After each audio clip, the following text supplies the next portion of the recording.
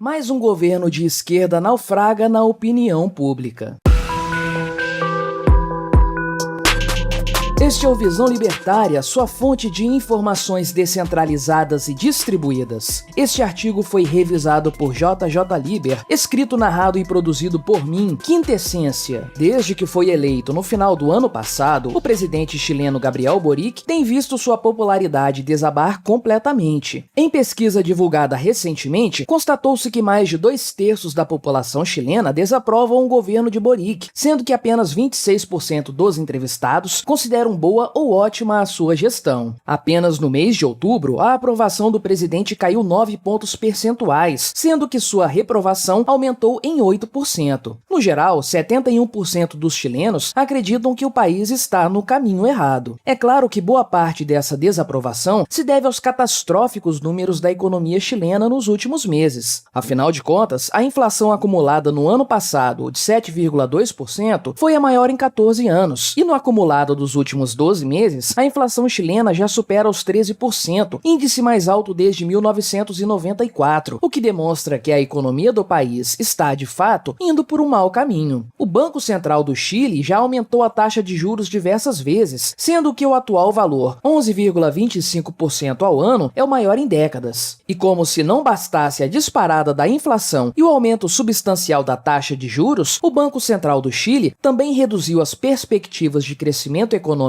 do país para algo entre 1% e 2% neste ano, com risco real de recessão no ano que vem. Some-se a isso a intenção do presidente chileno de modificar o modelo de previdência do país, abandonando o atual modelo sustentável para adotar um modelo como o brasileiro, que nós bem sabemos se tratar de um ralo de recursos públicos e tem-se a tragédia econômica devidamente armada. O descontentamento da população chilena já era visível há algum tempo e o fracasso da nova Constituição proposta pelo governo de Gabriel Boric demonstra isso claramente. A proposta constitucional foi rechaçada pela população do Chile, com a desaprovação superando em muito o que as pesquisas originalmente apontavam. Essa nova Constituição, que cometia atrocidades como criar um sistema único de saúde, exigir paridade de gênero em todas as instituições, dentre outras esquerdices, era a mais ousada tentativa de implantar um regime legitimamente socialista no país, por parte de Gabriel Boric e sua gente. O caso chileno, contudo, não é o único. Diversos outros governos de esquerda recém-eleitos ou que já governam há algum tempo vêm enfrentando constantes protestos e uma desaprovação popular cada vez maior. O recém-eleito presidente da Colômbia, Gustavo Petro, viu sua desaprovação saltar de 20% para 40% em apenas 2 meses. Muito disso em função, mais uma vez, de uma crescente inflação aliada a uma taxa de desemprego acima dos 10%. 64% dos colombianos afirmam que sob o comando de Petro, o país está piorando. No Peru, o presidente esquerdista Pedro Castillo já chegou a amargar 74% de desaprovação, e isso apenas no seu primeiro ano de mandato. Atualmente, o índice continua próximo dos 70%, sendo que Castillo já foi alvo de diversos pedidos de impeachment por parte do parlamento do país. Inclusive, já tratamos desse caso no vídeo Pedro Castillo escancara a crise da esquerda na América Latina, aqui no canal. A causa, mais uma vez, foram os problemas econômicos que o país enfrenta e que, por sua vez, agravam 2 outros problemas acessórios no país, a pobreza e a criminalidade. Já Alberto Fernandes, o amigo íntimo de Lula, que fez questão de viajar ao Brasil para abraçar pessoalmente o Molusco e festejar a vitória do PT, algo que poderá representar, como imaginamos, generosas contribuições para os cofres argentinos, feitas com dinheiro tirado do pagador de impostos brasileiro, é claro, é desaprovado por 6 em cada 10 argentinos. O motivo não poderia ser outro. A Argentina amarga uma taxa de inflação que deverá terminar este ano na casa dos 3 dígitos. E não há qualquer perspectiva de melhora dessa situação no curto prazo. Já foi a época, porém, que nós, brasileiros, podíamos nos vangloriar de nossa situação diferenciada em relação a nossos vizinhos latino-americanos. O fato é que, com a eleição de Lula para o novo mandato presidencial, toda a estabilidade econômica que vinha sendo fragilmente costurada no período pós-pandemia corre sério risco de ir por água abaixo. Prepare-se para dar adeus para o período de constante redução de preços e também para as privatizações de estatais, para seu tão sonhado CAC ou para qualquer outra coisa que você valorize. Como já diz a extrema imprensa, estamos nos dirigindo para o governo Lula 3.0. E o que esperar desse governo? Bem, mais do mesmo, é óbvio. Lula e sua proto-equipe econômica já trabalham de forma intensa, diga-se de passagem, para furar o teto de gastos, ou em outras palavras, para trabalhar com um cheque em branco que lhes permitirá gastar e imprimir dinheiro como se não houvesse o amanhã. Privatizações e redução do Estado já são coisa do passado, e até as ações das empresas estatais já sofrem com essa nova perspectiva, seja porque o mercado sabe que o Estado é um péssimo administrador de negócios, seja porque todos sabem o que acontece quando o PT tem um controle sobre alguma estatal. Mesmo a ideia de uma nova constituinte já foi veiculada por Lula, à semelhança de seu par socialista chileno. Em outras palavras, aquilo que temos acompanhado acontecer à distância no Chile, poderemos ver acontecer aqui no Brasil muito em breve. Não é exagero afirmar também que estaremos no lucro se a coisa parar no atual patamar econômico chileno, ao invés de degringolar até o ponto de nos tornarmos uma nova Argentina, ou Deus nos livre, uma nova Venezuela. Porém, em nossa defesa, podemos dizer que o Lula tem mais pontos fracos se comparado ao presidente chileno Gabriel Boric. É claro que, ao contrário deste, Lula é um político calejado, que conseguiu se manter firme na presidência da República, mesmo quando o escândalo do Mensalão ocupava todas as manchetes das TVs e dos jornais, ainda que para isso Roberto Jefferson tivesse que aparecer com um olho roxo na CPI. Lula, inclusive, conseguiu se reeleger após esse escândalo. Então sim, para todos os efeitos, o Molusco é um político mais habilidoso que Boric. Porém, Lula é muito mais velho que o presidente chileno, sua saúde é precária há um bom tempo, e mesmo a sua voz já demonstra exaustão. Chegou até a circular a informação, falsa, de que Lula havia morrido. Para chegar ao fim do seu mandato, Lula precisa primeiro sobreviver ou ter saúde o suficiente para conseguir governar. Uma saúde precária e uma falta de vigor físico podem ser encarados como fraqueza, tanto por parte do povo que não apoia o Molusco, como por parte de adversários políticos e principalmente de aliados que gostariam de derrubar Lula do poder. Lula também representa a velha política e a velha esquerda, ao contrário de Boric, que foi eleito como uma promessa de uma esquerda mais jovem, renovada, menos focada em ideias tipicamente socialistas e mais voltada para temas progressistas. Sim, Lula angariou muitos votos de eleitores progressistas, mas todos sabem que ele não representa essas ideias. Afinal de contas, ele é um velho político, cercado por tantos outros velhos políticos. Não seria difícil imaginar um cenário onde parte de seu eleitorado retiraria o seu apoio em favor de algum nome mais jovem e moderno, com ideias progressistas mais autênticas e menos oportunistas que as de Lula. Alguém com um perfil como o de Gabriel Boric, só que brasileiro. De qualquer forma, tanto o cenário da desaprovação de Boric por parte dos chilenos, quanto tantas outras situações semelhantes na América Latina, demonstram que a população como um todo está cansada das políticas de esquerda e de suas desastrosas consequências. Sim,